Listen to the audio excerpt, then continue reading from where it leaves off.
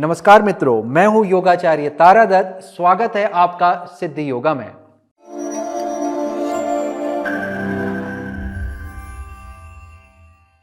हम लोग करने जा रहे हैं नाड़ी शोधन का अभ्यास। यह अभ्यास उन लोगों के लिए है जिन्होंने नाड़ी शोधन की पूर्व अवस्था को अभ्यास कर लिया है। वो अब प्रारंभिक श्रृंखला से उठ करके माध्यमिक श्रृंखला या फिर उच्चतम श्रृंखला के अभ्यासी हैं। उन्हें श्वसन संबंधी कोई भी समस्या नहीं है, तो आप इस अभ्यास को पूर्ण रूप से कर सकते हैं और इसके पूर्ण लाभ प्राप्त कर सकते हैं। हमारा यह हिस्सा नाड़ी शोधन का अंतर कुंभक के साथ में आता है। कुंभक का मतलब है श्वास को रोकने की स्थिति। तो अंतर कुंभक हमारी जो है श्वास को अंदर को रोकने की स्थिति को हम अंतर कुंभक कहते हैं। ऐसे ही एक और कुंभक होता है हमारा, जिसमें हम लोग श्वास को बाहर को छोड़ने के बाद कुंभक करते हैं और उस स्थिति को हम लोग बहिर कुंभक कहते हैं। इसमें एक तीसरा कुंभक भी जुड़ता है, हालांकि वो इस प्राणायाम के साथ नहीं होता है, वो ध्यान की प्रक्रियाओं में देखने के लिए मिलता है, जिसे हम लोग केवली कुंभक के नाम से जानते हैं।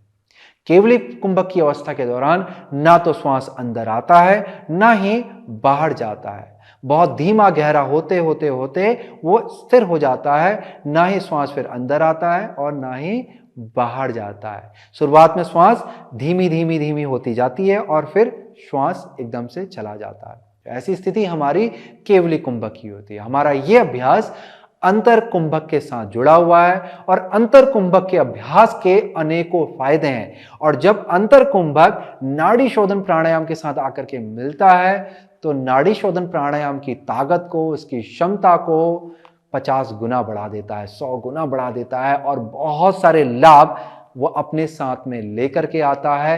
इसीलिए कुंभक के साथ में नाड़ी शोधन प्राणायाम पुस्तकों में, जो हमारी प्राचीन पुस्तकों में इस प्राणायाम को इस कुंभक के साथ में बहुत ही विशेष बतलाया गया है और बहुत ही ज्यादा फायदेमंद बतलाया गया है। चाहे वो शारीरिक रूप हो, चाहे वो मानसिक या बौद्धिक रूप हो, या फिर वो आध्यात्मिक रूप हो, हर तरह के अभ्यास करने वालों के लिए, चाहे वो सांसारिक हो, चाहे वो पूर्ण रूप से आध्यात्मिक हो, हर तरह के अभ्यास करने वालों के लिए ये प्राणायाम कुंभक के साथ में बहुत ही ज्यादा लाभकारी होता है। नाड़ी शोधन प्राणायाम की बहुत सारी विधियां होती हैं, जिसमें ये तीसरी विधि के अंतर्गत आता है। और इस तीसरी विधि के अंदर इसके कई तरह के चरण चलते हैं और उन चरणों के अंदर अलग अलग तरह की गिनतियां होती हैं।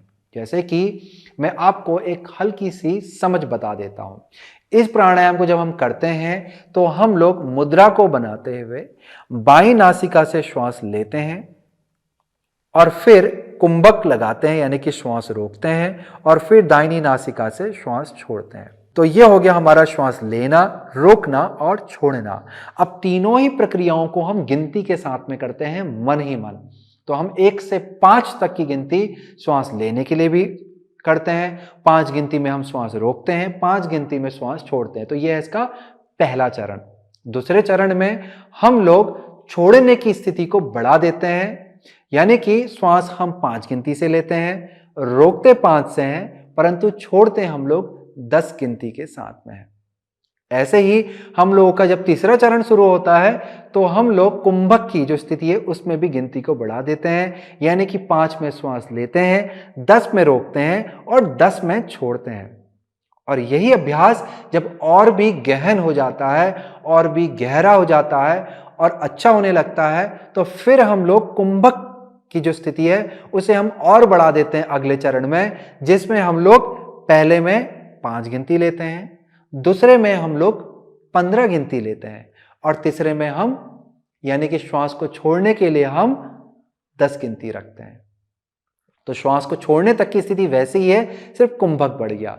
और यहां से कुंभक का चरण एक और आगे बढ़ जाता है, एक कदम और आगे चला जाता है, जिसमें हम लोग 20 गिनती तक, जो हमारी इस विधि का जो आखिरी चरण है उसमें कुंभक हमारा 20 गिनती तक चला जाता है। यदि आप 5 गिनती श्वास लेने में कर रहे हैं तो 20 गिनती तक आप श्वास को रोकते हैं और 10 गिनती तक श्वास को छोड़ते हैं। और जब आपका अभ्यास यहां तक पहुंच के स्थायी हो जाता है तो आपके प्राण संयमित होकर के बहुत ही लंबे, धीमे, गहरे होते हैं और ऐसे में आपके सभी चक्रों के जागरण को ये बहुत ही सहायता करते हैं, उनको सक्रिय करने में बहुत ही मदद करते हैं। चक्रों के साथ ही आपकी शारीरिक क्षमताओं को, प्रणाली को बहुत ही मजबूत, संयमित और ऊर्जावान बनाते हैं। मन को भी ये बहुत संयमित बनाते हैं, ध्यान को केंद्र करने की शक्ति को ये बढ़ा देते हैं और मन में आध्यात्मिकता को जगाते हैं। आपकी कॉन्शियसनेस को ये प्यूरिफाई करते हैं, शुद्ध करते हैं। तो इस तरह से आपको अनेकों लाभ इस प्राणायाम की अलग अलग स्थितियों में, अलग अलग स्वरूपों में देखने के लिए मिल जाते हैं।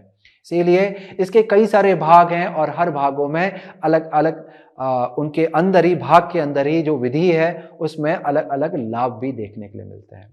कुंभक का अभ्यास, ध्यान दीजिएगा दोस्तों, कुंभक का अभ्यास उन लोगों के लिए नहीं है जिन्हें वर्तमान में हृदय संबंधी बड़ी समस्या चल रही है, जिन्हें श्वास संबंधी कोई भी बड़ी समस्या है, उनके लिए भी कुंभक का अभ्यास नहीं है। जो माताएं गर्भवती हैं उनके लिए भी कुंभक का अभ्यास सही नहीं होता है। खासकर 3 महीने बाद जब शिशु अपने अंगों को बनाने लगता है, माता के गर्भ के अंदर जब उसके अंग बनने लगते हैं, उसके बाद इस अभ्यास को नहीं किया जाता है। इसके अलावा कुंभक का अभ्यास उन लोगों के लिए भी सही नहीं होता जिन्हें मिर्गी या शरीर को कांपना या अन्य उस तरह की स्थिति यानी कि न्यूरो डिजीज वर्तमान में चल रहे हों। तो ऐसे में किसी योग्य प्रशिक्षक के सानिध्य में ही अभ्यास को करें। हो सकता है आप उसे करके लाभ प्राप्त कर सकते हैं, परंतु आपके शरीर स्थिति, उम्र, वजन, हर चीज जो भी आपकी कंडीशन है वर्तमान, उसके हिसाब से आपका प्रशिक्षक आपको बताएगा कि आपको करना चाहिए कि नहीं करना चाहिए। अभी सामान्य शब्दों में यही बोलेंगे कि आपको अभ्यास नहीं करना चाहिए और स्वयं से तो बिल्कुल नहीं करना चाहिए। तो इन सभी चीजों में आपको विशेष रूप से ध्यान देना है कि कुंभक का अभ्यास ना करें। कुंभक का अभ्यास करते वक्त बहुत ज्यादा अपने चेहरे में तनाव नहीं लाना है, नहीं तो जिनकी आंखें कमजोर हैं उन्हें दिक्कत बढ़ सकती है, या फिर जिन्हें कान से संबंधित समस्या है उन्हें दिक्कत बढ़ सकती है। तो चेहरे की मांसपेशियां एकदम से आराम की स्थिति में रहेगी और अभ्यास को बहुत ज्यादा गहरा नहीं करना, यानी कि कुंभक को बहुत लंबा करने का प्रयास बिल्कुल भी ना करें, नहीं तो आपकी आंखों में और कान में दिक्कत आ सकती है, खासकर उन लोगों को जिन्हें पहले से ही कोई समस्या है। तो इन चीजों का आपको विशेष रूप से ध्यान रखना है। यदि ये सब चीजों को आप ध्यान में रखेंगे तो आपको लाभ ही लाभ प्राप्त होगा, हानि नहीं होगी। लाभों की हम बात करें तो नाड़ी शोधन प्राणायाम प्राणों को सुचारू रूप से संचालित करता है, उसकी जो आवागमन की जो गति है उसको वो संयमित करता है। और यहां पर कुंभक के साथ जहां हम लोग सूर्य और चंद्र नाड़ी का भेदन करते हुए, उसे शुद्ध करते हुए उसमें ऊर्जा के प्रवाह को बढ़ाते हैं, तो जो हमारी ऊर्जा है वो स्थायी होकर के हमारे शरीर की संपूर्ण कार्य प्रणाली को मजबूत करती है, यानी कि रोग प्रतिरोधक क्षमता, मेटाबॉलिज्म को बढ़ाती है। कैंसर जैसी समस्याओं से ये शरीर को दूर रखती है और ऐसी समस्या होने पर हमारे शरीर को ये सुरक्षित बनाती है और ठीक करती है। नाड़ी शोधन प्राणायाम कुंभक के साथ में शरीर से अनावश्यक जो वसा जमी होती है उसे भी मुक्त करने के लिए लाभकारी होती है। इस तरह से जो नाड़ी शोधन प्राणायाम है, खासकर ये मन और बुद्धि से जुड़ा हुआ होता है। ये मन को संयमित करता है, आनंददायी बनाता है, इसके अंदर खुशी लेके आता है, इसे ऊर्जावान बनाता है, आलस्य को दूर करता है, अनिद्रा, चिंता, तनाव, हर चीज को ये आपके अंदर से खत्म करता है और आपको ये एक शारीरिक रूप से आपको संपूर्ण स्वस्थता देता है। इसके एक नहीं अनेकों लाभ हैं, ये समझ लीजिए। इसके ये प्राणायाम आपके 100 प्रकार के रोगों से आपको ये मुक्त करेगा। ऐसे छोटी छोटी छोटी छोटी समस्याओं से मुक्त करता है। जैसे कि मैंने ये बोला कि ये प्राणायाम आपके मन की गति को संयमित बनाता है और हृदय की गति को भी ये संयमित करता है। तो ऐसे में मन जुड़ा होता है आपके हृदय से। यदि आपका मन संयमित होगा तो हृदय की गति भी शांत हो जाएगी। हृदय की गति शांत होगी तो आपका रक्त का संचार भी शांत होगा, अब ऐसे में जब रक्त का संचार शांत होगा तो हमको जो बीपी की समस्या जो आजकल होती है, उच्च रक्तचाप या निम्न रक्तचाप, वो नहीं होगी आपको कभी भविष्य में। आपको हृदय संबंधी समस्या नहीं होगी। अब जब रक्त सुचारू रूप से चल रहा है और वो सुचारू रूप से संपूर्ण शरीर में बह रहा है, तो ऐसे में क्या होगा कि रक्त की कमी कहीं नहीं होगी, और रक्त की कमी नहीं होगी तो पोषण पूरे शरीर को मिलेगा, तो संपूर्ण स्वस्थता आएगी। तो एक चीज ऐसे तरह से चैन की तरह एक के साथ दूसरे के साथ जुड़ी हुई होती है, तो इसके लाभ ऐसे करते करते करते करते अनेकों हो जाते हैं और बहुत सारे हो जाते हैं। चलिए, लाभों की यहां पर कोई गिनती नहीं है इस प्राणायाम की, और ना ही लाभों के बारे में सोचा जाता है। जब हम लोग नाड़ी शोधन प्राणायाम को करते हैं, खासकर जब हम इसकी बढ़ी हुई परंपरा को, यानी कि जो इसके उच्च स्तर है इसका, उसका अभ्यास करते हैं, तो हम लाभों को भूल जाते हैं। जैसे कि एक आध्यात्मिक अभ्यासी ये नहीं सोचता है कि जब मैं साधना करूंगा तो मेरा पेट सही हो जाएगा, मेरे पेट में जो गड़बड़ी होती है वो सही हो जाएगी, मेरा सिर दर्द चला जाएगा। वो साधना करने वाला अभ्यासी सिर्फ साधना के बारे में सोचता है, और उस साधना को करते करते सारी चीजों से वो मुक्त हो जाता है। तो इसी तरह से नाड़ी शोधन करने वाला जो अभ्यासी होता है, वो इसके लाभों के बारे में नहीं सोचता, क्योंकि उसे पता है कि ये हर चीज को स्वयं से ही बिना बताए ठीक कर देगी। जैसे कि यदि आप अपने घर में रहते हैं, आपके पास बहुत अच्छे आपके माता पिता हैं, तो उनकी सेवा करते करते आपको यह नहीं सोचना होता है कि उनसे हमें कोई अच्छा आशीर्वाद मिलेगा कि नहीं मिलेगा, आगे कुछ आपके जीवन में अच्छा होगा कि नहीं होगा। बस आप सेवा करते हैं और लाभ स्वतः ही मिलते चले जाते हैं, और वो लाभों की कोई गिनती नहीं होती है। क्योंकि जब आप अभ्यास को करते वक्त या फिर किसी की सेवा को करते वक्त किसी पर्टिकुलर स्थायी लाभ के बारे में सोचते हैं, तो आपके लाभ कम हो जाते हैं, छोटे हो जाते हैं। सिर्फ आपको उतना ही लाभ मिलेगा, उससे बढ़ के लाभ नहीं मिलेगा। जब आप लाभों से मुक्त होकर के कोई सेवा करते हैं या साधना करते हैं या प्राणायाम का अभ्यास करते हैं, तो आपको एक नहीं अनेकों लाभ मिल जाते हैं। आप में से बहुत सारे लोगों ने बचपन में कुल्हाड़ी वाली कहानी, सोने की कुल्हाड़ी, लोहे की कुल्हाड़ी वाली कहानी सुनी होगी, तो आप समझ गए होंगे मेरी बात को। चलिए, अब हम लोग चलते हैं अभ्यास की ओर। अभ्यास की विधि बहुत ही सामान्य है, और नाड़ी शोधन प्राणायाम की तरह ही आपको किसी भी सामान्य आसन में आकर के बैठ जाना है, जिसमें आप सुखात्मक रूप से लंबे समय तक बैठ पाएं। और जो विशेष स्थिति है वो है मेरुदंड की। मेरुदंड आपका सीधा रहना चाहिए, तभी आपको सही और पूर्ण लाभ मिलेंगे। इसके बाद हम लोग हाथ से नासिकाग्र या फिर विष्णु मुद्रा का प्रयोग करते हैं। तो यहां पे हम लोग अभी नासिकाग्र मुद्रा का प्रयोग करेंगे, जिसमें हमारी जो बीच वाली जो मध्यमा है, बीच वाली बड़ी उंगली है, उसे हम लोग दोनों भौं के मध्य आज्ञा चक्र के ऊपर रख देंगे। इसके बाद हमारा जो बायां हाथ है वो ज्ञान मुद्रा बना के हमारे जंघा के ऊपर आकर के रुकेगा। फिर हम लोग अपने अंगूठे से दाहिनी नाक को बंद करके अभ्यास की शुरुआत करते हैं। विधि को एक बारी अच्छे से समझ लें, और फिर चाहें तो आप अभ्यास को मेरे साथ दोहरा सकते हैं। फिर यहां से हम लोग बाईं नासिका से श्वास को भरते हैं। अब 1 से 5 मन में गिनती बोलते हैं, और उसके बाद दोनों नाक को बंद करके श्वास को रोकते हुए 5 गिनती फिर से बोलते हैं, और इसके बाद अंत में श्वास को दाहिनी नाक से छोड़ते हुए 5 गिनती फिर से बोलते हैं। यहां से आपका आधा चक्र पूर्ण होता है। अब इसी चक्र को पूर्ण करने के लिए फिर से दाईं नाक से श्वास लेंगे, फिर श्वास को रोकेंगे। श्वास को लेते वक्त 5 गिनती बोलनी है, फिर रोकते वक्त 5 गिनती बोलनी है, और फिर बाईं नाक से श्वास को छोड़ते हुए 5 गिनती बोलनी है। तो दोस्तों, यहां पर आपका जो अभ्यास था वो बाईं नाक से शुरू हुआ, फिर रोका और दाहिनी नाक से श्वास को छोड़ी। ये हुआ हमारा आधा चक्र, एक अर्धचंद्र की जैसी स्थिति हो गई। फिर यहां से हम लोग दाईं नाक से श्वास लेते हैं, फिर श्वास रोकते हैं और फिर छोड़ते हैं। अब इसको हम लोग पूर्ण चक्र मानते हैं, या पूर्ण चंद्र की स्थिति होती है। हालांकि चंद्र शब्द हम जोड़ते नहीं है, हम इसे चक्र रूप में मानते हैं। तो यहां पर आपका एक चक्र पूर्ण होता है। इस तरह से ये इसकी विधि का जो पहला हिस्सा है वो यहां पर अभ्यास किया जाता है। जब ये विधि आपकी अच्छी और स्थायी होने लगे, तब जाकर के आपने गिनती को, जैसे मैंने आपको पूर्व में बताया है, वैसे आप धीरे धीरे गिनतियों को बढ़ाते हैं। परंतु शुरुआत में आपकी गिनती श्वास लेने में, रोकने में और छोड़ने में समान रहती है। श्वास और प्रश्वास को लेते और छोड़ते वक्त उतावलापन नहीं दिखाना है, और जब आपकी श्वास रुकी रहेगी तो चेहरे की मांसपेशियों को ढीला रखें। श्वास को ऊपर चढ़ा करके चेहरे की तरफ रोकना नहीं है। श्वास को अपने नीचे रख करके अपने पेट के पास या हृदय पे ही रख करके बहुत ही आराम पूर्वक श्वास को रोके रखना है, चेहरे को शांत रखना है। तो इस तरह से आप इस अभ्यास को करेंगे। यहां पर एक चीज का आप और विशेष ध्यान देंगे, यदि आप एकदम से प्रारंभिक अभ्यासी हैं तो ध्यान को अपने हृदय पे बनाएं, यानी कि इस प्राणायाम को करते वक्त अपने हृदय चक्र का ध्यान करें, और हृदय चक्र में चाहें तो अपने ईश्वर का या गुरु का ध्यान आप कर सकते हैं।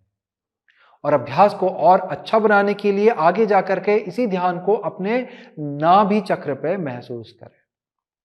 और यदि आप आध्यात्मिक अभ्यास करने वाले लोग हैं, यानी कि आपने अपने जीवन के लिए आप आध्यात्मिक एक रास्ता चुना हुआ है, संसारिकता से आप परे जाना चाहते हैं, तो ऐसे में आपका ध्यान उठ करके आज्ञा चक्र की तरफ आ जाता है। तो किस तरह के आप जीवन को जी रहे हैं उसके अनुसार ध्यान भी बदल जाता है। सामान्य एक सांसारिक व्यक्ति के लिए जो सबसे ज्यादा लाभ देने वाला है वो है हृदय चक्र।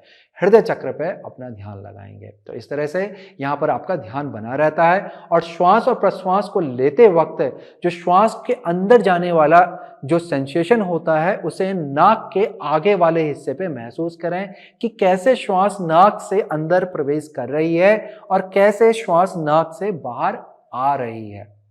जब यहां पर आपका ध्यान और यहां पर आपका सेंसेशन आपका अच्छा होने लगे और ध्यान हृदय पर स्थायी होने लगे तो फिर धीरे से श्वास की गति को पूर्ण रूप से महसूस करें कि श्वास आपके नाक से होते हुए आपके हृदय और पेट तक आ रही है और पेट से उठते हुए हृदय और नाक से बाहर जा रही है। फिर ये समझ लीजिए कि इसी में ही जो सेंसेशन आप महसूस कर रहे थे ये और भी लंबा गहरा हो जाएगा, परंतु जो ध्यान की अवस्था थी वो हृदय पे ही बनी रहेगी। तो इस तरह से इस अभ्यास को किया जाता है। इस अभ्यास को मंत्र के साथ में भी किया जाता है। जैसे कि हम लोग 5 बार हम लोग गिनती को बोल रहे थे 1 से 5 तक, यदि वो गिनती आपकी स्थायी होने लग जाए श्वास को लेते रोकते और छोड़ते वक्त और दिमाग में वो गिनती बनने लगे तो आप मन ही मन 5 बार गिनती की जगह पर ओम का उच्चारण कर सकते हैं। ओम ओम ओम ओम ओम। इसे बाहर नहीं बोलेंगे, मन में बोलेंगे। और यदि आपको ओम बोलते वक्त आप गिनती को भूल जाते हैं तो उंगलियों से 1 से 5 तक आप गिनती करें और मन में ओम का उच्चारण करें। तो आपका जो लाभ है प्राणायाम का वो और भी बढ़ जाएगा, क्योंकि ओम जो है वो अपने आप में सर्वव्यापी महाप्राण है। और ऐसे में जब आप प्राणायाम को ओमकार के उच्चारण के साथ में करेंगे मन में तो उसका लाभ बहुत ज्यादा बढ़ जाता है। ऐसे ही हमारी पारंपरिक अभ्यास में जो लोग संध्या वंदन करते हैं यहाँ पर हम लोग इस अभ्यास को अनुलोम विलोम प्राणायाम के नाम से भी जानते हैं। और ऐसे में हम लोग एक और लंबे मंत्र के साथ इसका अभ्यास करते हैं। वो मंत्र कुछ इस तरह से सुनाई देता है। ओम भूम भुवं सौम ओम जनाम तपाम सत्यम ओम तत्सवितुर्वरेण्यं भर्गो देवस्य धीमहि धियो यो न प्रचोदयात् आपो ज्योतिरसोमृतं ब्रह्मभूर्भुवस्वरोम। तो इतना लंबा मंत्र हम लोग श्वास को लेते वक्त बोलते हैं मन में, और इसी मंत्र को हम लोग रोकते वक्त बोलते हैं और इसी को छोड़ने के साथ बोलते हैं।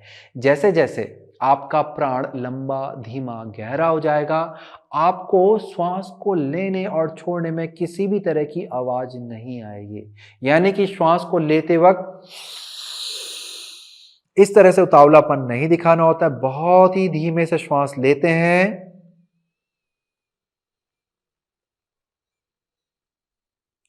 और बहुत ही धीमे से श्वास को छोड़ते हैं।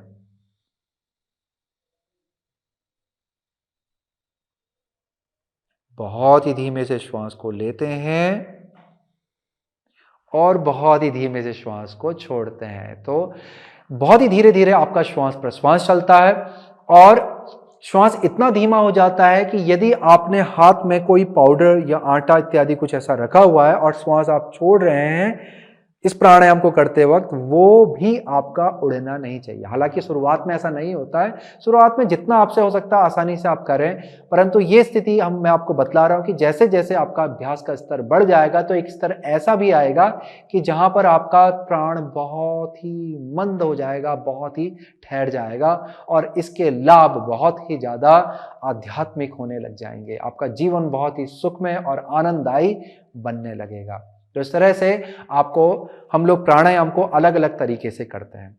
शुरुआत में यदि आप एकदम से अभी अभी अपने प्रारंभिक अभ्यास से उठ के इस स्थिति की ओर बढ़ रहे हैं तो गिनती को भी आप अपने अनुसार कम और ज्यादा कर सकते हैं। यानी कि जो गिनती को हम 1 से 5 तक बोलेंगे तो 5 सेकंड के 5 बार गिनती हो सकती है और इसे आप ज्यादा तेजी से भी बोल सकते हैं। यानी कि गिनती को ऐसे भी बोल सकते हैं 1 2 3 4 5, गिनती मन में होगी, या फिर इसे ऐसे भी बोल सकते हैं 1 2 3 4 5।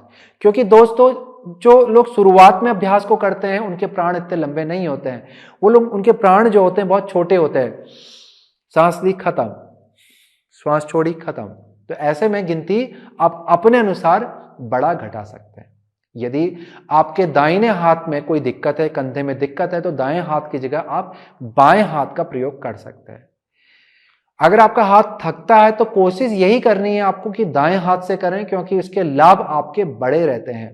आपको ज्यादा लाभ दाएं हाथ से ही मिलते हैं। ऐसा नहीं है कि आप बाएं हाथ से नहीं कर सकते हैं, परंतु दायां हाथ आपको ज्यादा लाभ देता है। इसलिए कोशिश करें कि दाएं हाथ से ही करें, और नहीं हो पाता है तो आप बाएं हाथ का भी प्रयोग कर सकते हैं। तो ये सारी विधि, सारा जितना भी इससे जुड़ी हुई बातें थी इस प्राणायाम के इस भाग की, इस विधि के साथ मैंने आपको सब कुछ बतला दिया।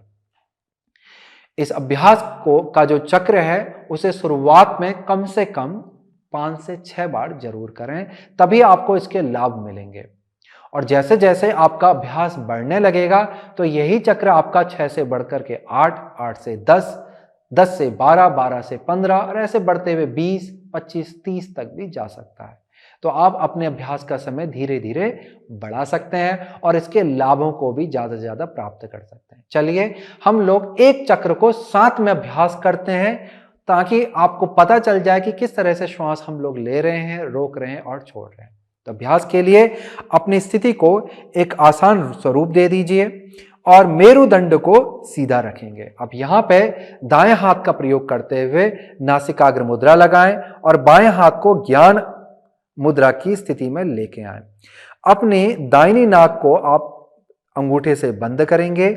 मध्य वाली अंगुली, जो बड़ी अंगुली है, उसे भौं के बीच में रखेंगे। पहली अंगुली को भौं से दूर लेके जाएंगे। अब यहां पर लंबा धीमा गहरा श्वास आप अपने बाईं नाक से लेंगे। 1 से 5 तक गिनती मन में बोलें। गिनती के साथ श्वास को पूर्ण करेंगे, फिर दोनों नाक को बंद करेंगे और फिर से 5 गिनती तक रोकेंगे।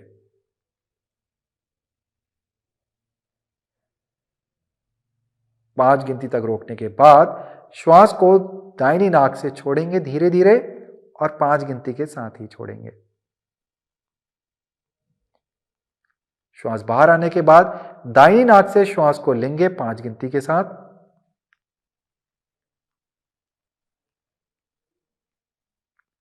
फिर रोकेंगे 5 गिनती के साथ